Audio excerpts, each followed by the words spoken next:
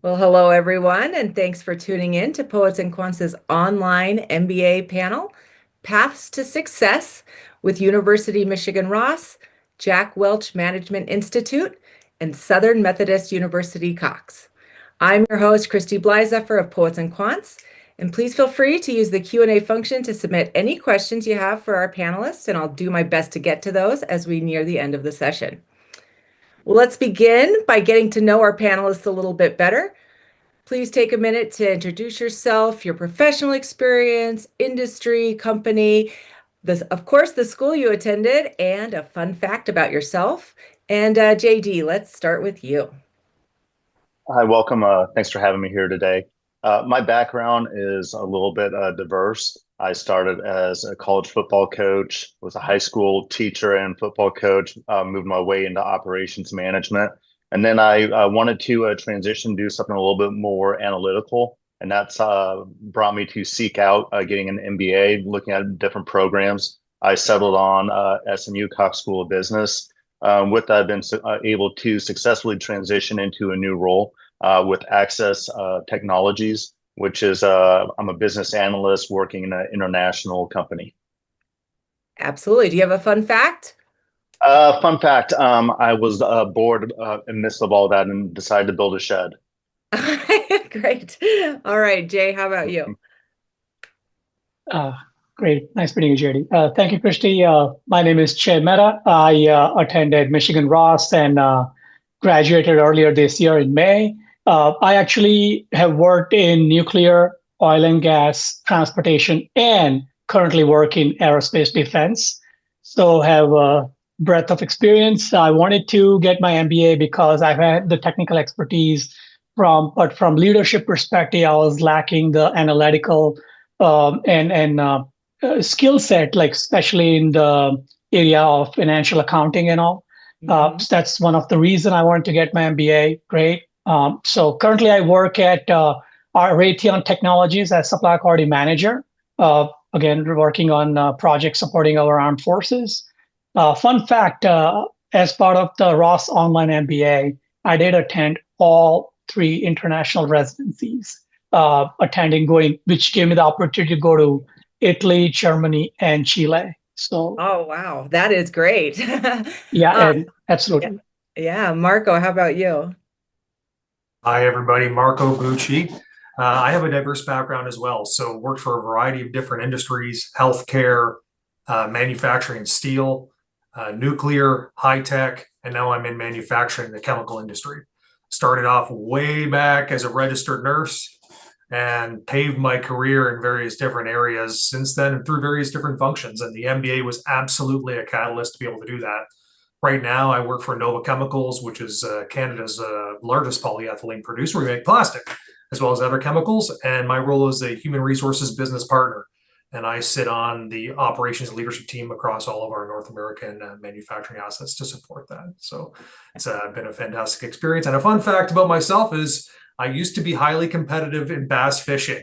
So I used to get involved in a lot of bass fishing tournaments. I haven't done that in some time, but certainly something that I enjoyed for a long period of time. Well, hopefully you can get back to it if you get a little time off anytime soon. Well, thanks all three of you. We really appreciate you lending your perspective today. And Jay, we're going to start with kind of just the process of what motivated you to, kind of choose an online MBA over a traditional in-person program. Absolutely. Thanks, Christy. So I actually started back in fall of 2019. So I was one of the second cohort at Ross Online MBA. The reason I chose online MBA is because with my current job, and soon we were expecting our first child, I wanted the flexibility, and more importantly, was looking for a reputed program that gave me an opportunity to not only learn remotely, but more importantly, also give me the flexibility and give me, to some extent, allow me to structure my own path as I move forward, right? And at the time, Ross, and now obviously looking back, Ross was the best option and is still the best option. And that's why I chose Michigan Ross. And also, lastly, I was also I live in Cleveland, Ohio, which also in a way gave me an opportunity, if a need be, on a moment's notice, I could be on campus to attend some critical events. And that's one of the reasons I chose Michigan Ross. Yeah, absolutely. Marco, how about you? Why an online and maybe instead of going the 2-year in-person route? Yeah, very similar to what Jay described. I wanted an opportunity or a program really that catered to the opportunity, the ability for me to continue to work full time, to focus on growing my career while simultaneously getting an advanced education in business. And the online MBA program allowed me to do that, as well as to help balance, and I'll use the word maybe make differentiated choices on where I needed to spend my time in order to be able to do that. The online program absolutely is the best route to be able to do that, hands down. And I chose the Jack Welch Management Institute because not only that they afford that, which is it's an excellent school to be able to go through. I really fell in love with their motto of learn today and apply tomorrow. And as I was in the program, as I was learning things, it was instantly applicable to the business problems that I was experiencing. Yeah. And that just continued to really be a driving force for me. Yeah, that is such an advantage of an online, being able to practice what you learn really the next day if you want. And JD, how about you? Did you consider a traditional program at all when you were looking at MBAs? No, I didn't really consider the traditional for the same reasons. I was working full time. I am a family man. And so this kind of gave me the flexibility to honor both of those commitments. It also gave me the opportunity to invest in myself. So as I sought out different programs, really what set SMU apart for me was I had a friend who was going through the program prior to me, and I was able to really spend a lot of time with them. They weren't in the Dallas area. I just so happened to live in the Dallas area, and they were doing that to transition into something a little bit similar feel, but outside their scope. And they were able to pivot into a different part of the country. They're in Connecticut. And then so I was kind of talking about him, different colleagues exposure that you would have. And that was really kind of what was unique about this was despite the fact that I live in Dallas and SMU is in Dallas, it's really my classmates are from all over the US. And I was able to connect and use them as resources, get different perspectives. And I know some of the things that was already mentioned on here was you have international immersions and chance to work with international companies. And really, for me, it was I wanted to invest in myself. And I wanted to invest in myself to be able to transition, give myself the best leg up in order to do so afterwards. And, I can say that it came full circle for me. Absolutely. Well, Marco, you mentioned already some of why you chose the Jack Welch, but I'm curious if you looked at other programs and if there's anything else you can say about why Jack Welch kind of rose to the top for you. Yeah, no, absolutely. So I did look at a lot of, I wouldn't say a lot of other programs, but I looked at a few. And I wanted to really narrow down my options and to pick the one that would work best for me and align with me. I think the big thing that stood out for me was I had read a lot of Jack Welch's teachings and books prior to that, and very much aligned with that. When we think about vision and mission and differentiation and driving business performance and execution orientation, that absolutely is me. And I knew I needed to continue down that space to develop a more robust sense of business knowledge. And so that really pulled me in. And then in addition to that, when I started to learn about the professors at JWMI or Jack Welch Management Institute, they are all established. They were at either C-suite, they led businesses, they ran them, they had a proven track record of business performance. And I thought, well, that could be a great place to learn from. Absolutely. JD, how about you? Give us a little bit more about the school search process and a little bit more on why Cox kind of rose to the top of your list. Well, not just the flexibility of the online, but it also gave the ability to be there in person as much as you wanted to. Yeah. You have access to the professors. I can remember one of the first times I was on campus, I decided to meet with a couple of my cohort members in person. And we're sitting there and we're seeing like one of our economics professors who was, on CNN just a couple of days before advising, on national matters. And we were able just to stop him and have a conversation. And the ability to have access to not just your professors online, your cohort members, but there's always someone there on site. There's always some kind of networking opportunity. And then also the vast networking opportunities through social media, WhatsApp, uh, and the alumni network that they had. For me, it really kind of opened my eyes that it's not just about what you learn in the class and who you're directly going through it, but also those who've done it before you. So it's really about the network for me that kind of set it apart. Absolutely. And Jay, how about, what kind of schools were you looking for, or what qualities in the schools were you looking for, and why did Ross check the boxes? So I was definitely looking for, thanks for the question, Christy. The couple things that I was definitely looking for was the flexibility, a renowned program with a vast network of alums, right? And more importantly, I was also looking for programs that would give me hands-on opportunity to engage and participate with companies. Like, so for example, at the time, like, Ross offered multidisciplinary action project map, and then they also had come up with the residencies, right? So including their leadership residency and leadership crisis challenge, that stood out to me the most. And last but not least, the Sanger Leadership Center, they have a lot to offer. So to me, after my research, it was a no-brainer that Ross was the program I wanted to be part of. Great. Absolutely. Well, thank you guys. Moving on to the next question, JD, we'll start with you. Were there any surprising benefits that you didn't expect with an online, kind of studying online, and what your perceptions were of that versus the reality? Yes, I think the first perception I had was I was going to be just on a Zoom call every single day, just listening. You hear about the asynchronous. I'm like, okay, I'm gonna have to learn everything on my own, and I'm gonna sit on this call for 2 hours, once a week. How much engagement am I actually gonna have?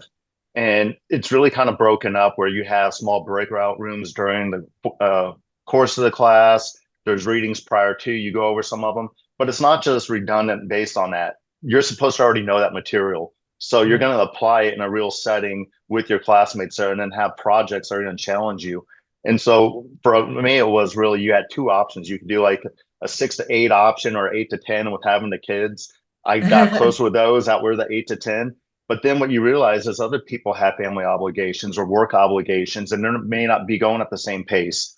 So you don't just get to learn and network with those and have classes with the cohort you came into. So your network vastly increases in that 2 years. Oh, great, great. Jay, how about you? What are those unexpected benefits that you discovered? So building up on what JD mentioned, right? First, the global perspective, the level of the background and the countries people came from was surprising and amazing. Yeah. Also, more importantly, again, to add on to JD's point, people understood the flexibility, right? So not only we've had that support from our fellow classmates, but the level of engagement and the time we also got from professors and mentors, right? Which was surprising. As an online MBA, I was skeptical to before starting that. What if I have a question? What if, who do I go to for help? Would there people be able to help? And surprisingly, everybody, classmates, professors, were always there to help coach and guide. And lastly, the level of coursework, right? Sometimes you would think just being an online program is, anyone can wing through it. No, actually, having taken classes on campus with full-time MBA, I can state that the level of engagement coursework we had in online MBA was much stricter and more rigorous than even some of the full-time classes. So it was great, good and bad, right? More great because even though it's an online program, you still go through the same rigor, if not more work. Yeah, interesting. Some people may want that, some people may not. Marco, what about you? I better come off mute there. Just three things. I think Jay mentioned it, an excellent one that I wanted to reinforce was the globalization, like that the diversity of thought from around the world. I was really surprised about the amount of individuals from across the globe that were in my class or in my cohort.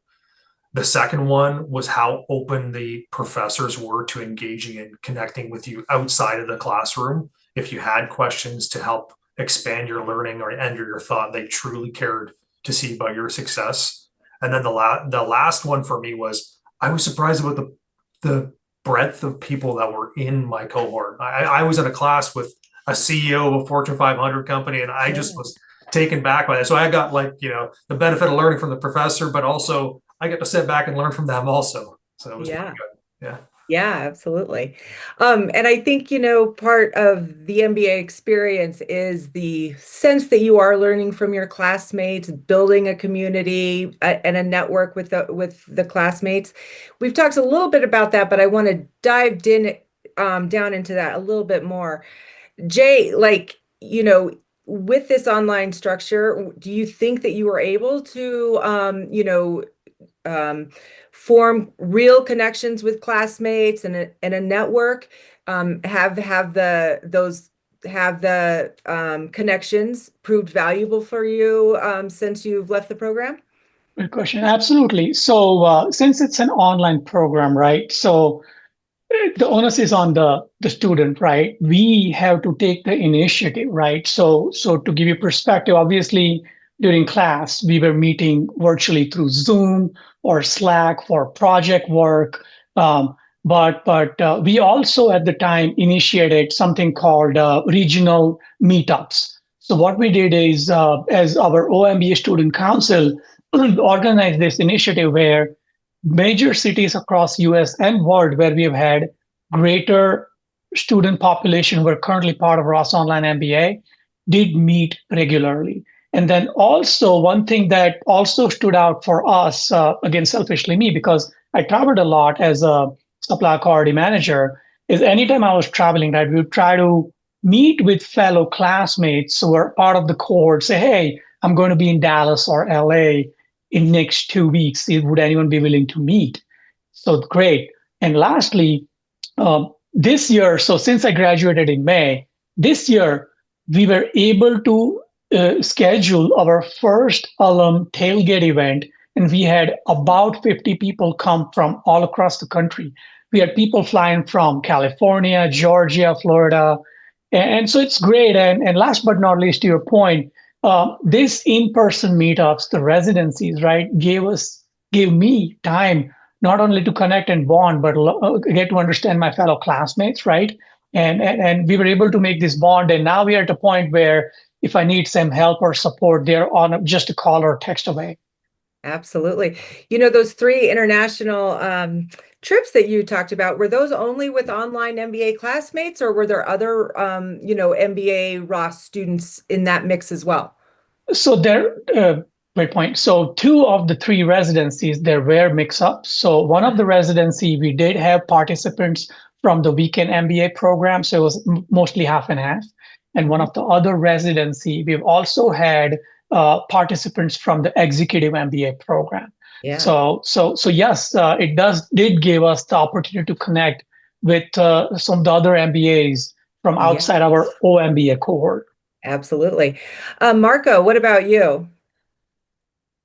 Did you feel part of a community? Absolutely, I do. The relationships and the connections that I've made throughout the program continue to this day, and I continue to engage with them. I have the fortune of we have a student alumni and advisory board.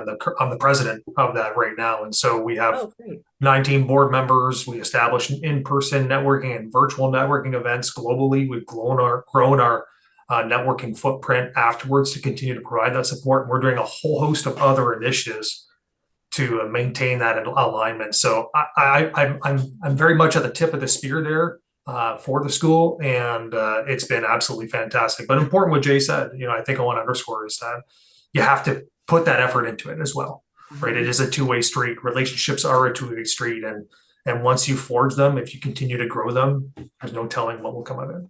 Yeah. Have you had the chance to use the network professionally since leaving your program? I have, for sure. And actually, I just did a couple of weeks ago. I'm in manufacturing, and so I connect with other manufacturing individuals to talk about, hey, I have this little bit of an issue that's kind of going on. What are you doing within manufacturing? Because it's you'll find that they experience the same or similar problems. Yeah, I'm sure, absolutely. And JD, what about you? What was the community like? I think Jay and Marco both touched upon everything I'm going to say with that, but something to reiterate what I talked about with, the classes. You had the ability to do online, but you also can be on campus. You're welcome back. I could go over there today and have an office or just sit and meet. So it's up to you how much you want to be involved and what you don't. I was a family man, so I wasn't able to do a lot of the in person meetups. And I didn't do the international immersions. I did the ones where I could work with international companies virtually. But for me, the network, it doesn't matter. It's once you're in the group, you meet those connections, you have those meetups with them. I was reaching out to someone just last week about a different venture that my company's trying to take into, and they're kind of an expert in that. And I just say, hey, Yeah. can I put you in contact with someone else for that? I have other individuals I reached out in similar industries. They're not competitors. And I said, hey, let's brainstorm together on this, help both of us and both of our companies. And so there's always a network for it. And then just something that was just kind of very full circle for me was we have many different alumni groups. And I just recently found out about another one I had no awareness of. And I joined it and I saw a snippet from one of my players I coached in high school from however many years ago. And I can remember talking with this individual about the merits of what an education from SMU will do. And he was a featured alumni from that. And I'm just like, how cool is this? I immediately messaged him. I just said, hey, I just saw you on this alumni thing. He said, hey, let's grab lunch soon. So it's never ending. But it's about you and putting yourself out there. Yeah, amazing. I think that like a lot of people on the journey think maybe their network isn't going to be very valuable from the online MBA, but the more you talk to alumni, you just find that is just doesn't seem to be the case at all. So Marco, let's talk a little bit more about that kind of day-to-day, week-to-week learning experience. Tell us how you engaged with the content, the kind of flexibility, how much of the course load, and if there's any group work, how that kind of worked. Sure, yeah. So I can recall back. It's been a few years since I graduated, but it was week to week. You were very upfront. What I really liked about the transparency right up front. This is what we're going to cover off. Here's the cadence. Here's the speed. And so you know what you're getting into before you even start the course for that particular term. It was week to week. Everything continued to evolve. Certainly, there is a lot of work week to week. I think from an hours or demand standpoint, I was spending anywhere from, I would say, averaging 15 hours a week doing and focusing on coursework because I wanted to make the most out of my investment and learn everything that I possibly could. That was really, really important to me. So putting in the time and being actually very intentional with my time to do so.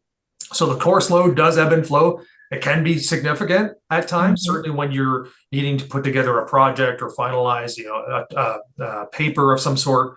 That can be very, very heavy. So that, the average amount of hours per week will vary associated with that. But you have a heads up, like, weeks in advance that you need to do this thing. So procrastination does not serve you well. I think, putting an agenda together, being proactive and being on top of it, you'll be significantly more successful. And then ensuring, a lot of talk about balance. And I think I want to go back to choices. It's important that you understand the choices you need to make both personally and professionally so that you can put the time and focus into it. And so spending time up front to make sure you understand that is important. Yeah, absolutely. Jay, give us a little bit more insight into the week to week at Ross. So sorry. No, absolutely. Sorry, Jay. Yeah, Jay at Ross. I didn't know if I called on the wrong person there.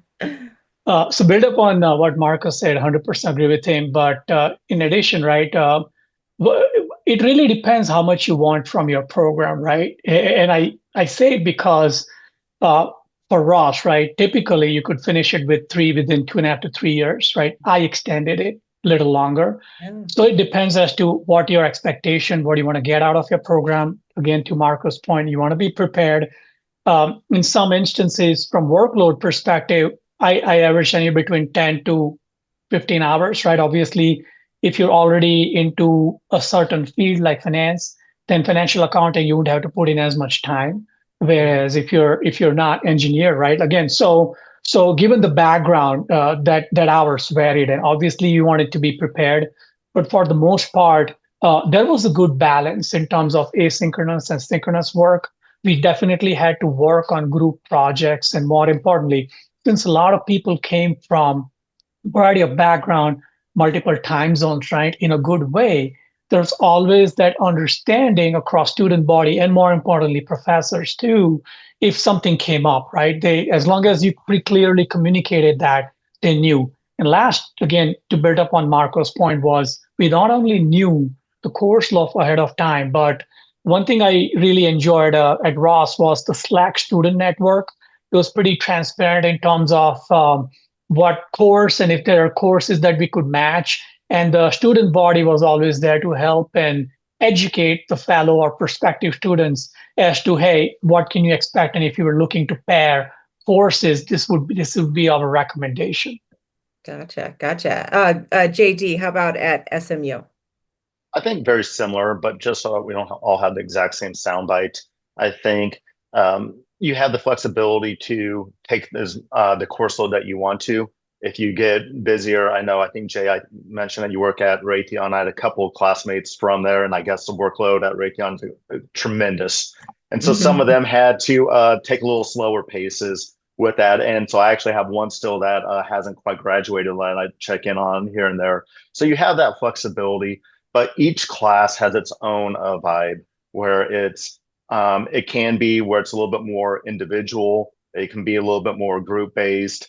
So you're going to have dynamic abilities to learn in different ways. And I think that's important for going into any kind of a workplace because you're going to have to work together and also excel individually. And so I think having to do that duality of that really kind of sets you up for success with that. But one other thing that, we kind of like Joe was talking about was like having students to be there. There are actual other MBA students who have taken that class who are mentors. They're TAs. So if you don't have direct access to your teacher for whatever reason, I had two that were living in Spain full time. And so they said, hey, message me. I'll get back to you when I'm awake. But they're teaching class in the middle of the night for them. But you have the TA that you can reach out to, or you have another advisor, another student that you can go to for assistance. But for us, we just kind of, hey, who does what well, who doesn't what, and we would work together. And so we just kind of formed our own groups. And then as it changes, your groups change, and then you get to know someone else and how to work together with them. Yeah, absolutely. Well, let's get to that. One of the big challenges of the online MBA, and that's like people that have to balance not only school, but work and family. So let's get tell us how you dealt with that and some advice for people that, are maybe considering an online MBA right now. And JD, let's just stick with you. Prior to accepting this MBA with SMU, they actually put us in contact with other students that we were currently in, and we had the chance to kind of talk with them. And from the onslaught, they just said, create your schedule. And I remember one of them just said, Saturday is my time. I'm not going to do a little bit each day. I'm just going to devote Saturday to that. And that's what that person's was. For me personally, we devoted time after class. There are a handful of us, which we just said, okay, we're going to get done at 10 p.m. and we're going to stay up until 12, 1, and let's knock out what we need to, whether it's an assignment that we had from class that day or whether it was working towards the next week. So that way it was just our built-in time. Our kids were already asleep, or at least in my case, they were.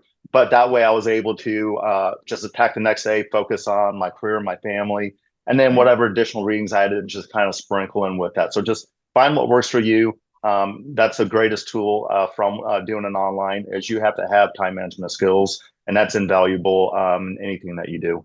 Absolutely. Jay, any advice from you? Yeah, so I think building upon JD's, one thing you really want to make sure that you have the family support, right? Because it's critical, especially again, I too have kids, right? So it's important that your partner or family understands when you will and you will not be available, right? Also, it really makes you really start to value time, because that's one thing you don't have more of, like you're limited with work, with school, right? Also, there's always a sense of urgency, right? And most importantly, one thing is if you in case you are in need, ask for help, right? One thing, again, going back into the undergraduate days, I was pretty shy, right? That would not have worked to be Right. successful in this program, right? So eh, just raise your hand, ask for help in class or after class or anytime, even with your fellow classmen. And I would be surprised that there are a lot of people who are in the same boat, maybe not willing to raise that hand. So in a good way, you're not alone, but more importantly, you'd be surprised at the amount of help you'll get. So Yeah, great. Marco, how about you? JD and Jay raised excellent points. Build a schedule, be relentless and consistent with that schedule, like protect that. And that behavior continues to serve me extremely well in my professional career. So that is something that I encourage everybody to do. Number two, get your family on side, have a great conversation with them up front so they understand the full investment that is needed here, especially with time. And that's where the choices come in. It's not really about balance. It will be about choices. Right. And you have to look at that. And then third, don't forget about work. Have a conversation with your workplace.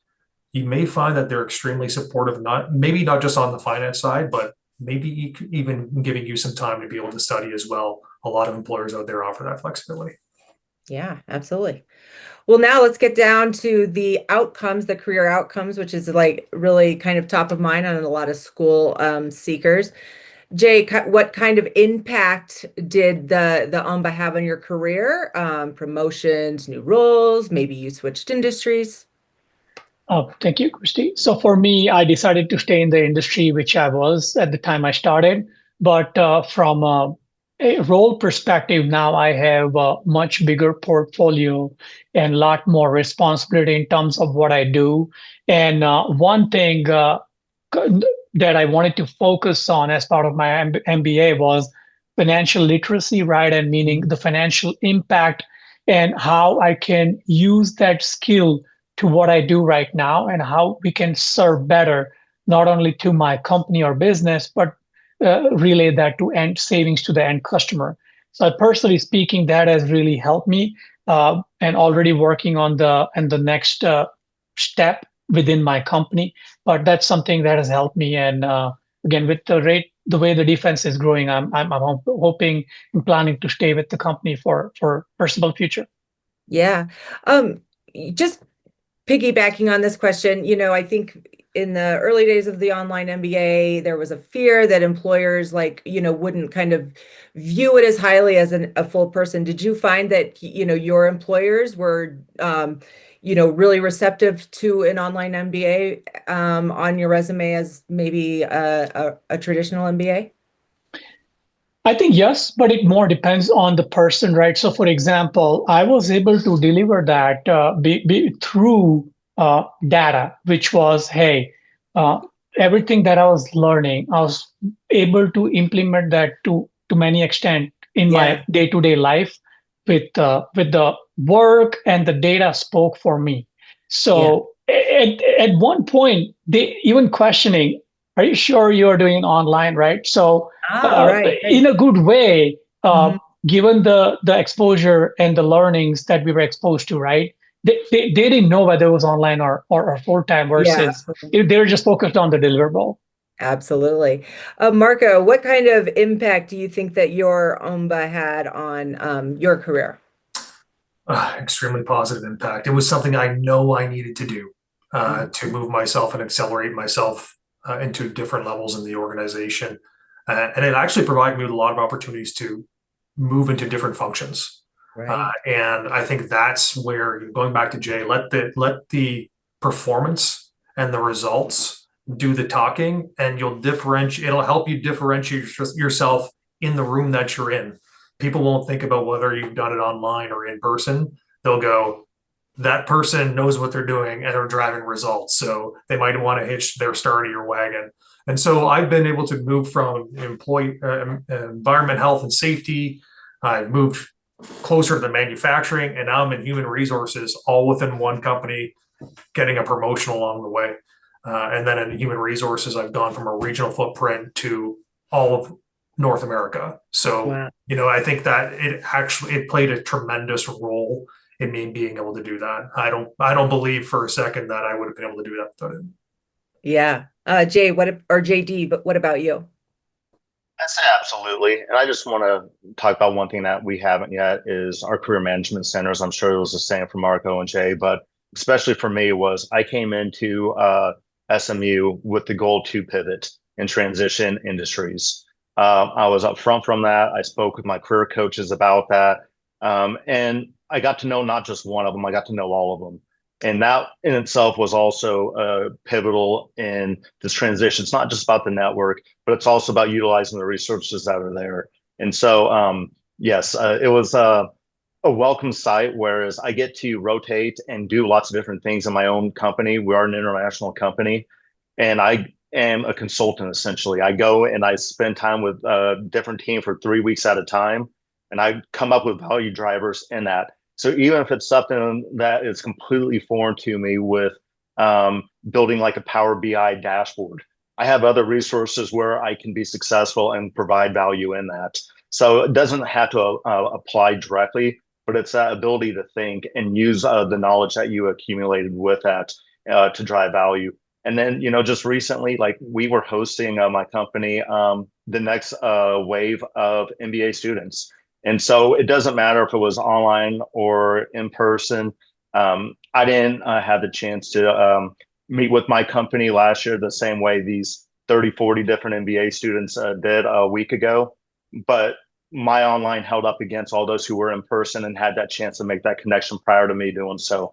So it holds just as much weight. But the key thing is just finding where your fit is, and your career coaches can drastically help in that. Yeah, important point about, most of these programs now, the really good programs have the same career services as they would for the full-time students, and that's important to remember now. Well, Marco, what would you say is the, kind of the biggest hallmark of the experience, the things that you think you'll remember, the things that are going to have impact? That's a great question. So I saved every single article and every single lesson, and I built. And this was somebody imparted this on me. They said, "Hey, you should do this, and it'll help you." And I didn't find at the beginning it started to build. I created a Word document of all the lessons, everything that I've done, and I continuously reflect back on it because I face business problems and I go, "Oh, I think I did something on this some time ago." And it's basically a complete database to be able to help me going forward. So that's something that I'll take with me forever, which is awesome. And then I would say, the relationships that I built, they are invaluable, and I continue to lean on them to this day, and to really help me expand my thought. And so I continue to. I think it's just so important to be engaged in some form of deep networking that can help your thought process, and I'm thankful the school provides that. Yeah, absolutely. JD, any hallmark experiences that you can tell us about? I can definitely piggyback on having that database of that, but that goes back into just your motivation. And for me, it was to invest in myself, to create that knowledge so that way I could be successful in a transition, in a pivot, and it's allowed me to be able to do so with that. But there was one thing that I thought was very unique and very cool was we offered a weekend only class. It was called a strategic war games. And it's one of the teachers for that. He's in a network of war game individuals. And he actually just wrote a book on it. It's on Forbes right now. But we took different ideas of something that's going to come about apart, and we got put in teams and we researched it, worked together. That was online, that was in person. It was people from all different MBA programs at SMU. And then we had to present and come up with something. And that kind of also transitions us into like where we're at now with all the different changes with regulations, with government, with AI. It's like, how can your company be ready? And I have that perspective, and I'm able to dive into that in each of these different teams I'm working with in those 3 weeks. And so even if it might be something not technical, that's something I can bring to have value in that short amount of time. Absolutely. So interesting. Jay, what about your hallmark experiences? So again, building up to what JD and Marco said, I would say three things, right? First, the career development office. What they have to offer is overwhelmingly a lot of opportunities, right? So I started a little late taking advantage, and it was overwhelming, to be totally honest with you. So that was for second, the Sanger Leadership Center. They have so much to offer that you can build up on what you already learned from your classes, right? And the soft skills, soft leadership skills. And the third, I would say, where the residencies, right? This being an online program, these three segments gave us the opportunity to not only engage and step outside of the core curriculum, but also give us the opportunity to connect with fellow classmates and professors in person in a various settings. So that was tremendously helpful. Yeah, absolutely. Well, thank you guys all. We're going to go maybe to the question that our listeners might find, particularly helpful. They are people that are considering an online MBA and looking for a school. So, what is the biggest piece of advice that you have for someone in kind of that in that space right now, either in the OMBA in general or your school in particular? Perhaps maybe something you wish you had known before starting the program. And JD, let's start with you. I'm going to be simple with this. I said it multiple times. You're making a huge investment in yourself, and you want that to be mutual. I can say unequivocally, the investment in myself from SMU Cox School of Business was equal to my investment in that. I'm sitting, with access right now as a result of choosing to go there, building those relationships with the Career Management Center. And, when I finally got that call, my first thing I did was I didn't tell them I got the job. Instead, I just sent them like one of those edible bouquets as a thank you. So Yeah, absolutely. That's great. Jay, how about you? So one thing I'll definitely tell prospective student is, if you can, obviously connect with student ambassadors, alum ambassadors, right, before you join. And B, as you get accepted, right, you want to map out your success path, right? So Ross has so much to offer, and I still feel like I didn't do X, Y, and Z, right? So don't rush, right? I mean, sure, you can finish the program in 2.5 years, but again, if you're investing so much time and money, get the best out of it. So plan, plan, plan. Ross does offer a variety of elective courses, and they continue to build and add new electives every year. So outside of the core curriculum, plan as to what your expectation is, what you want to get out of the program. And some of these international residencies are not offered every year as they rotate. So plan, apply, and take advantage of as much face time as you can get, because that's where you will not only make the bonding with your fellow and prospective classmates, but that's going to serve you long term. Absolutely. Great perspective. And Marco, we'll end with you. Thank you. A couple things. So I was thinking, like, what's something that I wish I would have known that I didn't think. I think for me, it's I wish I would have done it a lot sooner. So when if you're thinking about doing this, do it. You won't regret it. And be super intentional with your investment. What you put into this, you will get out of it 10x, and nobody can ever take that away from you. And then the second thing that I would say is think about, there's significant advancements in a lot of schools like Jack Welch Management Institute offer concentrations. Like there's an AI concentration now. And I would really put your thought into where do you want to focus your energy when you're done?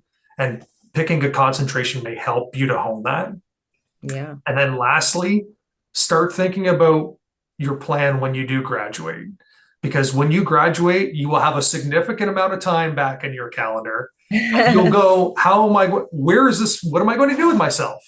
So think about that at the beginning, how you're going to plan that sort of exit strategy, as I would say, and that will help you out tremendously. Absolutely. Well, thank you all again for your time and perspectives. And of course, thanks to all our listeners out there. Be sure to watch the remaining panel sessions throughout the week to hear from other top business schools and their students. You'll also find a lot of videos on our YouTube page. And as always, be sure to check out poetsandquants.com for other informative articles, videos, and more to help you make informed decisions no matter where you are in your MBA journey. So see you next time.